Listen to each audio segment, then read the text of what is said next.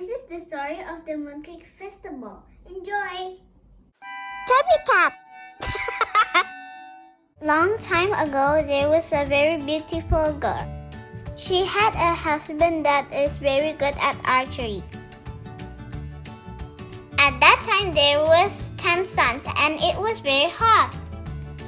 The man helped save the world by shooting 9 sons.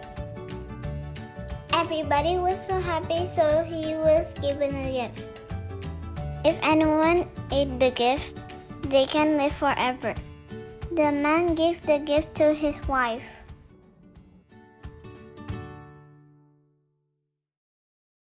One day, a bad guy wanted to get the gift.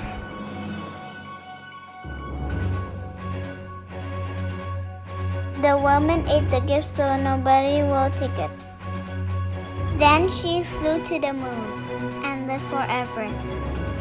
The man was very sad because he cannot see the girl anymore. To honor her, everybody ate mooncakes. And nowadays, people celebrate Mooncakes festival with their family. Thanks for watching. Happy Moon Festival!